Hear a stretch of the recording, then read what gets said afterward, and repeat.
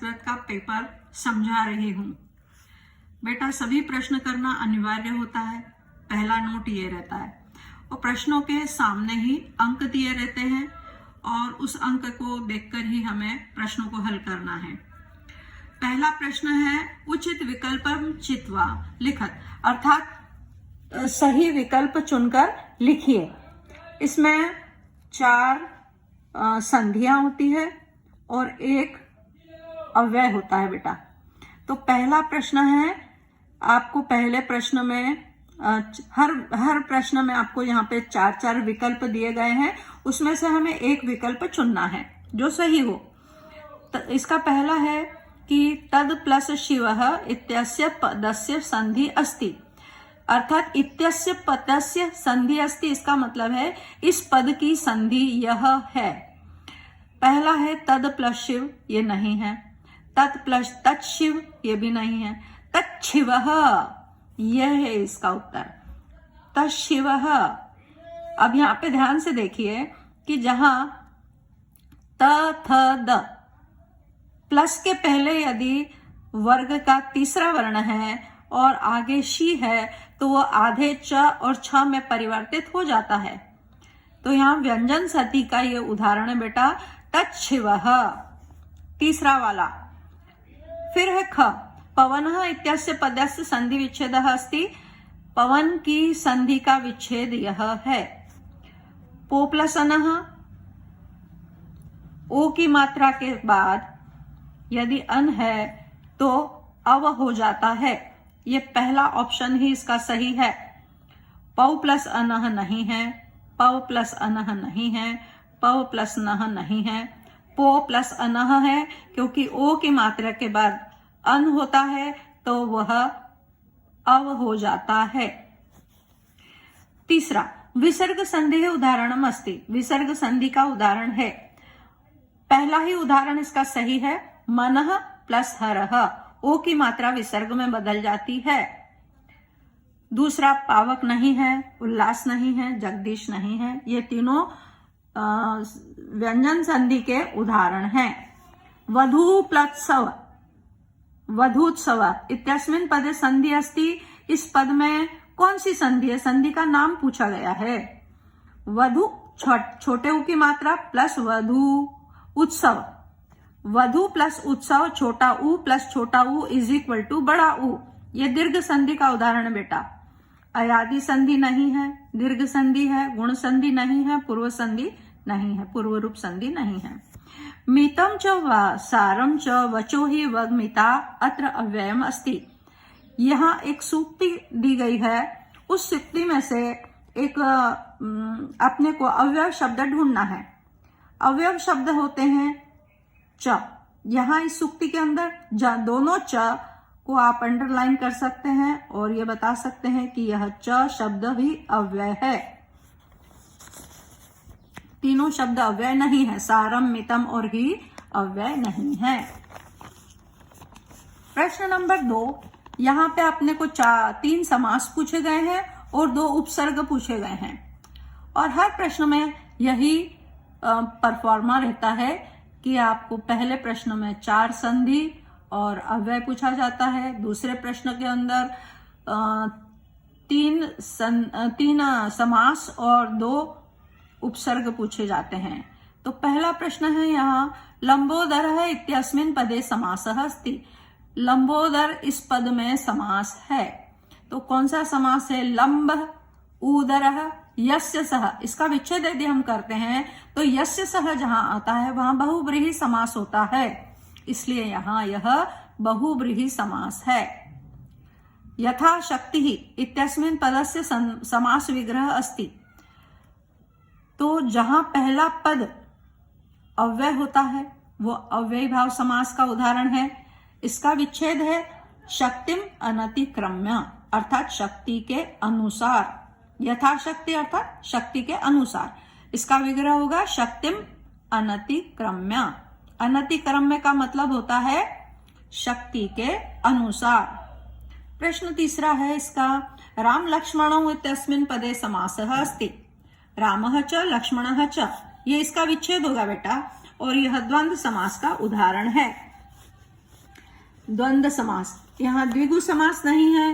द्विगु समास में पहला पद संख्यावाचक होता है। कर्मधारय समास नहीं है, क्योंकि कर्मधारय समास में पहला पद विशेषण होता है। तत्पुरुष समास नहीं है, क्योंकि तत्पुरुष समास में द्वितीया से सप्तमी विभक्ति का लोप होता है। इसी का चौथा प्रश्न आ रहा है, अनुगमनम। अनु यानी पीछे, गमनम यानी जाना। अनु शब्द लगने के कारण यह उपसर्ग लगा अनु। अनु शब्द यहाँ उपसर्ग है। अधोलिखित पदेषु उपसर्गः अस्ति, नीचे लिखे पदों में उपसर्ग है। अत्र यानी यहाँ होता है, तत्र यानी वहां होता है, एव यानी ही होता है। परा, पराभव, पराभव यानी पराजय। अब यहाँ पे परा शब्द जो है वो उपसर्ग है। क्वेश्चन नंबर 3, यहाँ पे बताया गया है धातु।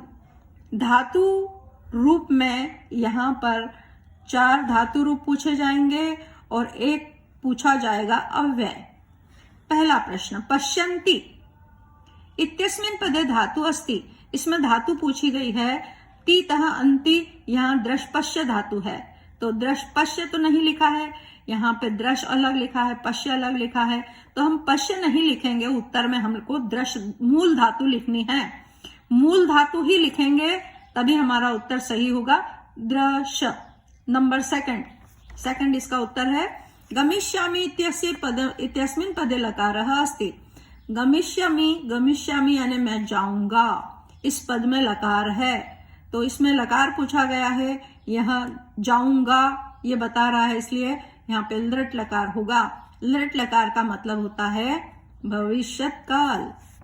लभते इत्यस्मिन् पदे पुरुषः अस्ति। इस पद में पुरुष पूछा गया है। लभते, लभेते, लभन्ते, लभसे, लभेते, लभद्वे, लभे, लभा, लभे, लभावहे, लभामहे।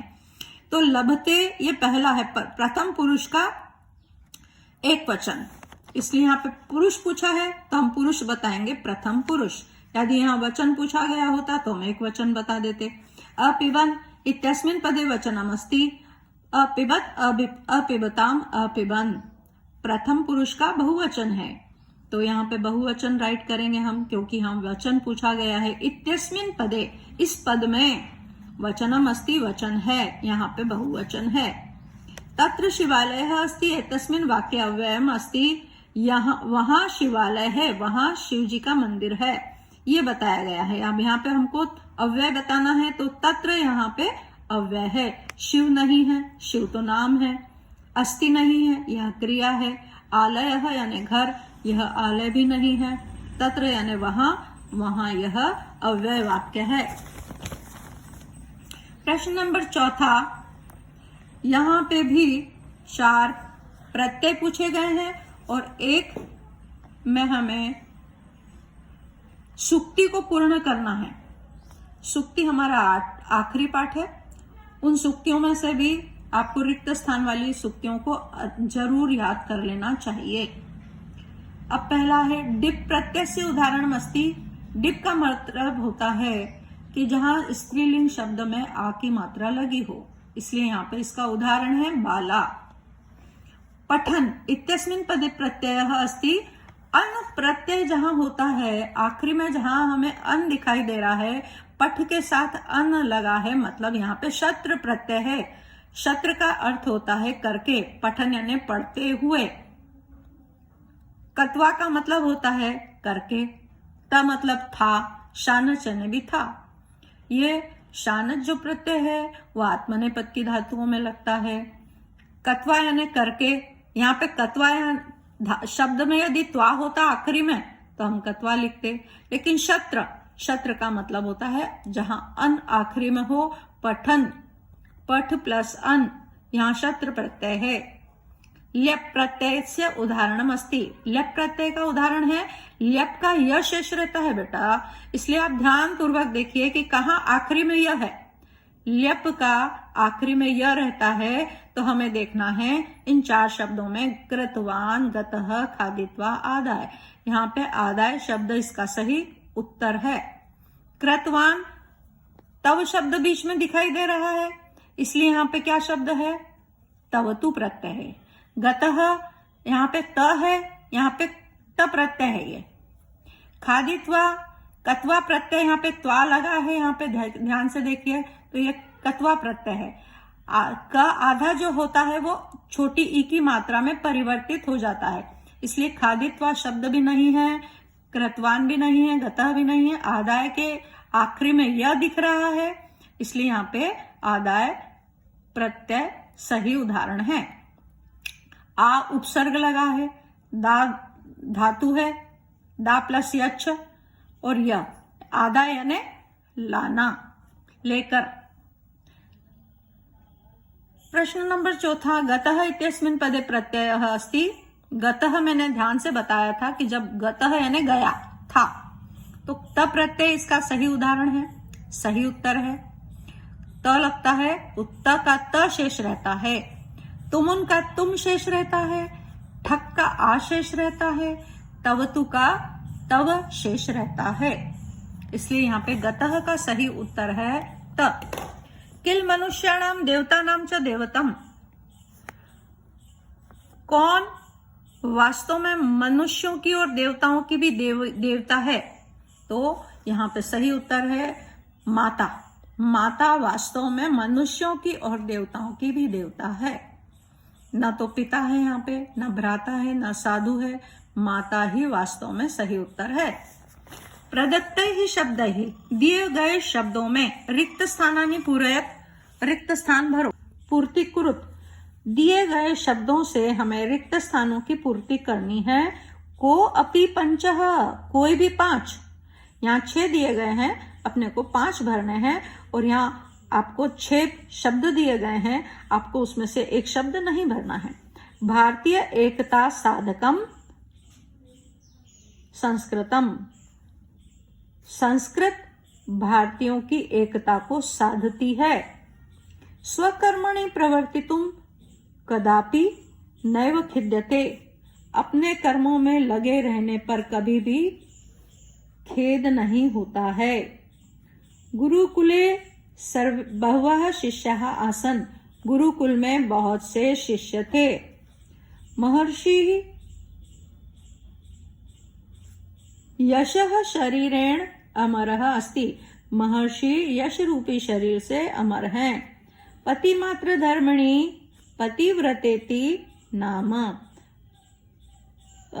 जो पतिव्रता स्त्री होती है वो पतिमात्र धर्मिणी के नाम से प्रसिद्ध है। परोपदेशे वेलायाम शिष्टाः सर्वे भवन्तु वै, वै यानी हम सब दूसरों को उपदेश देने में बहुत ही कुशल होते हैं। पर उपदेश कुशल बहुतेरे, यहाँ हिंदी वाली एक सुक्ति लागू होती है कि दूसरों को उपदेश देने में सभी शिष्ट बन जाते हैं। क्वेश्चन नंबर 6, अधोलिखितेषु, नीचे लिखे हुओं में, प्रश्नेषु प्रश्नों में, त्रयाणाम 3, प्रश्नानाम प्रश्नों के, उत्तराणि उत्तर, संस्कृत भाषायाम संस्कृत भाषा में, एक वाक्य न लिखत, एक वाक्य में लिखो। देवताः कुत्र रमन्ते, भगवान कहाँ निवास करते हैं? तो जहाँ नारियां पूजी जाती हैं वहां देवता निवास करते हैं, इसलिए इसका उत्तर होगा यत्र नार्यस्तु पूज्यन्ते रमन्ते तत्र देवताः। विदिशा नगरी कस्मिन् प्रदेशे स्थिता भविद्यते, विदिशा नगरी किस देश में स्थित है? विदिशा नगरी मध्य प्रदेशे स्थिता विद्यते। कस्मिन् को हटा देंगे हम, प्रदेशे को हटा देंगे हम, क्योंकि हम मध्य प्रदेश बता रहे हैं। विदिशा नगरी मध्य प्रदेशे स्थिता विद्यते। यशोधरा तार स्वर्ण सिद्धार्थम किम उक्तवती, यशोधरा कातर स्वर में सिद्धार्थ से क्या कहती है? वो कहती है, यहाँ पे हमें उस प्रकार तार स्वर्ण सिद्धार्थम किम उक्तवती हटा देंगे हम, और हम कहेंगे, लिखेंगे यशोधरा तार स्वर्ण सिद्धार्थम उक्तवती, किम हटा देंगे केवल, उक्तवती के बाद डैश, फिर इन्वर्टेड कॉमा में लिखेंगे कुत्र प्रयाति कुमारः इति, कहाँ जा रहे हो कुमार, ऐसा। श्री माता संस्कृत विषय किम कथयति, श्री माता ने संस्कृत के विषय में क्या कहा है? श्री माता ने संस्कृत के विषय में कहा है, किम हटा देंगे और डैश करके इन्वर्टेड कॉमा लगाएंगे। श्रीमाता संस्कृत विषये कथयति संस्कृतम एव राष्ट्रभाषा भवितुम अर्हति। संस्कृत ही राष्ट्रभाषा होनी चाहिए। घटोत्कचः अन्ते किम कथयति। घटोत्कच ने अंत में क्या कहा। घटोत्कच ने कहा घटोत्कचः अन्ते कथयति डैश। इन्वर्टेड कॉमा में लिखना है अहो परिवारस्य एकदा। अरे परिवार की एकता तो गजब की है।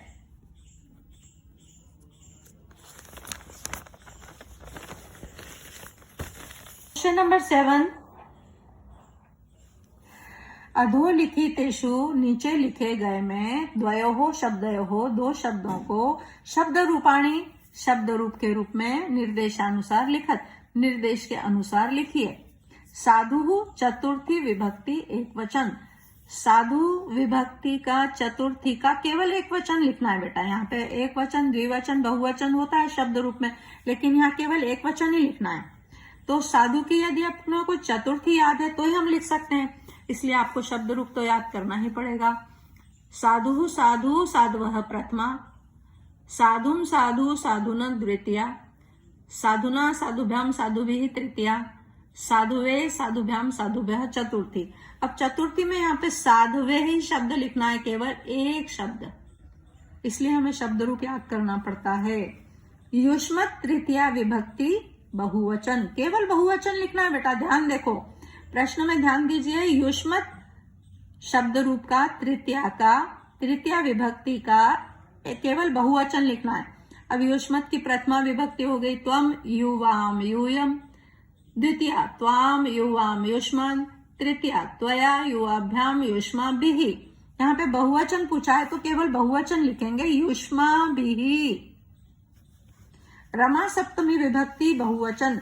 रमा सप्तमी विभक्ति का बहुवचन ही लिखना है, तो हमें सप्तमी विभक्ति तक याद रखना पड़ेगा। रमा रमे रमाः, रमाम रमे रमाः, रमया रमाभ्याम रमाभिः, रमायै रमाभ्याम रमाभ्यः, रमायाः रमाभ्याम रमाभ्यः, रमायाः रमयोः रमाणाम, रमायाम रमयोः रमासु। केवल रमासु लिखना है या बहुवचन, ये ध्यान से देखो। प्रश्न के अंदर एक वचन लिखा है तो केवल एक वचन लिखेंगे साधुवे। बहुवचन है तो युष्माभिः, और रमा की बहुवचन पूछा है तो केवल रमासु। इतना ही याद रखना है। अब इसी प्रकार जो ये प्रश्न है वही प्रश्न 8वां भी है। भवते हमको शब्द दिया गया है और आपको पहचानना है कि इस पद की भवते अथवा राज्ञः इति पदस्य विभक्ति वचनम च लिखत। इसकी विभक्ति भी लिखना है और वचन भी लिखना है। तो हमें देखना है भवते कहाँ आता है। भवतः, भवतोः, भवताम, भवती, भवत शब्द का चतुर्थी का एक वचन है भवते। जिस तरह से यहाँ पे साधुवे शब्द आया है उसी तरह से भवते चतुर्थी का एक वचन हो गया। राज्ञः इत्यस्य पदस्य विभक्ति वचनम च लिखत। तो राज्ञः, राज्ञोः, राज्ञाम षष्ठी का एक वचन शब्द है। प्रश्न नंबर 9, अधोलिखितेषु गद्यांशेषु गद्यांश द्वयस्य प्रश्नानाम उत्तराणि संस्कृत भाषायां लिखत। नीचे एक गद्यांश दिया गया है और नीचे लिखे गद्यांशों में से दो गद्यांशों के प्रश्नों के उत्तर संस्कृत भाषा में लिखिए। अब हम ध्यान पूर्वक ये पहले पढ़ेंगे गद्यांश को, उसके बाद नीचे जो लिखे हुए हैं प्रश्न, इन प्रश्नों के उत्तर इस गद्यांश में से ही हमें ढूंढकर लिखना है। पहला प्रश्न है छत्रसालस्य राष्ट्रभक्त्या उदारतया च कः प्रभावितः अस्ति। छत्रसाल की राष्ट्रभक्ति और उदारता से कौन प्रभावित हुए हैं। फिर हम यहाँ पे ध्यान से पढ़ेंगे छत्रसालस्य शौर्येण राष्ट्रभक्त्या उदारतया च प्रभावितो हिंदी भाषाया महाकवि भूषणः। अब यहाँ पे हमें पूरी बात पढ़नी है, लेकिन हमको यहाँ पे उत्तर में कह के स्थान पर महाकवि भूषण फिट करना है। छत्रसालस्य राष्ट्रभक्त्या उदारतया च महाकवि भूषणः प्रभावितः अस्ति। यहाँ प्रभावितः शब्द है पहली लाइन में, तो कौन प्रभावित हुआ है यह हमें बताना है कि महाकवि भूषण प्रभावित हुए हैं। दूसरा प्रश्न, छत्रसाल दशक इति वीर रस निबद्धः काव्य रचनाम कः अकरोत्। छत्रसाल दशक इस वीर रस से जुड़ी हुई काव्य रचना किसने की थी? अब किसने की थी? छत्रसाल दशक किसने लिखा था? छत्रसाल दशक के रचयिता है महाकवि भूषण। तो इस दूसरे प्रश्न का भी कह के स्थान पर महाकवि भूषण लिखना है। छत्रसाल दशकः इति वीर रस निबद्धा काव्य रचना महाकवि भूषण अकरोत्। दोनों प्रश्नों के उत्तर महाकवि भूषण कह के स्थान पे लिखना है। प्रश्न नंबर 3, काव्य साहित्य शास्त्र सम्मानार्थम कह भूषण महाकवे शिविकाम उत्तोलयत। काव्य साहित्य शास्त्र के सम्मान के लिए किसने भूषण महाकवि को तराजू में तोला था? भूषण महाकवि है छत्रसाल ने। ये दूसरी लाइन का उत्तर है, ध्यान से देखो। दूसरी लाइन क्या है लास्ट में? छत्रसालः काव्य साहित्य शास्त्र सम्मानार्थम। छत्रसाल ने काव्य साहित्य शास्त्र के सम्मान के लिए भूषण महाकवि है। भूषण महाकवि को शिविकाम तराजू में अपि उत्तोलयत, तराजू में भी तोला था। शिविकाम उत्तोलयत, ये देखना है आपको लाइन कहाँ है, तो उसी लाइन में आपका उत्तर मिलेगा आपको। चौथा प्रश्न, छत्रसाल कदा क्षण भंग निष्ठम शरीरम अत्याजत। छत्रसाल ने कब इस क्षण भंगुर शरीर को त्यागा था? अब यहाँ पे हमें लिखा है 82 वर्षस्य अवस्थायाम 31 उत्तर 17 ख्रीष्टाब्दे। इतना ही लिखना है। उसके बाद लिखना है क्षण भंग निष्ठम शरीरम अत्यजत। आप ये गांव नहीं लिखोगे तो चलेगा। आपको लिखना है 82 वर्षस्य अवस्थायाम 31 उत्तर 17 छत्रसालः क्षण भंग निष्ठम शरीरम अत्यजत। अयम देशः कस्य सदैव ऋणी अस्ति। यह देश हमेशा किसका ऋणी रहेगा? अयम देशः छत्रसालस्य सदैव ऋणी अस्ति। यह देश छत्रसाल का हमेशा ऋणी है। इसी का दूसरा 3 यहाँ पर आपको पद्य दिए हैं, गद्य दिए हैं, उसमें से हमें 2 करने हैं। तो ये एक 5 प्रश्न यदि आपने सही ऊपर से देख के उत्तर लिख दिए तो आपके 5 नंबर कंप्लीट। अब इसी का दूसरा है, न्यग्रोध वृक्ष कुत्र आसीत्। बरगद का पेड़ कहाँ था? पहली लाइन में उत्तर है कस्मिंश्चित् ग्रामे एकः प्राचीनः विशालः च न्यग्रोध वृक्षः आसीत्। किसी गांव में एक प्राचीन, पुराना, विशाल च और बड़ा बरगद का पेड़ था। के मार्गयांसम परिहरन्ति स्म। कौन मार्ग की थकावट दूर करते थे? स्म लगा है मतलब थे। तो यहाँ पे उत्तर आएगा पथिकाः। के स्थान पे आ जाएगा पथिकाः। मार्गयांसम परिहरन्ति स्म। राहगीर मार्ग की थकावट दूर करते थे। फिर है प्रश्न नंबर 3, पशुः छायार्थम कुत्र आश्रयन्ति स्म। पशु छाया के लिए कहाँ आश्रय लेते थे? तो इसकी तीसरी लाइन में उत्तर आ जाएगा पशुः छायार्थम वृक्षम इमम आश्रयन्ति स्म। आपको उत्तर कैसे समझ में आया बेटा? आश्रयन्ति स्म और आश्रयन्ति स्म कहाँ पे हमारे गद्यांश के अंदर आश्रयन्ति स्म है, वही हमारी इस पंक्ति का उत्तर होगा। पशु छाया के लिए इसी वृक्ष पर सहारा लेते थे। पक्षिणः कुत्र वसन्ति स्म। पक्षी कहाँ रहते थे? तो नेक्स्ट लाइन में इसका उत्तर है पक्षिणः तस्य शाखासु नीड़ानि विरच्य वसन्ति स्म। वसन्ति स्म आखिरी में है और वसन्ति स्म यहाँ उत्तर के अंदर दिया गया है, पूरी लाइन के अंदर। उसी को हमें पकड़ना है। वसन्ति स्म लिखा है तो पक्षी उसकी शाखाओं पर घोंसले बनाकर रहते थे। पक्षिणः तस्य शाखासु नीड़ानि विरच्य वसन्ति स्म। के कः सर्वप्रियः सर्वहितः सर्वापेक्षितः च आसीत्। कौन सबसे अधिक प्रिय, सबका भला करने वाला और सबके द्वारा अपेक्षित था? तो यहाँ पे सह वृक्ष आएगा, कह के स्थान पर सह वृक्ष, वह वृक्ष सर्वप्रिय, सबका प्रिय, सर्वहितकारी, सबका भला करने वाला, सर्वापेक्षित च, और सबके द्वारा अपेक्षित था।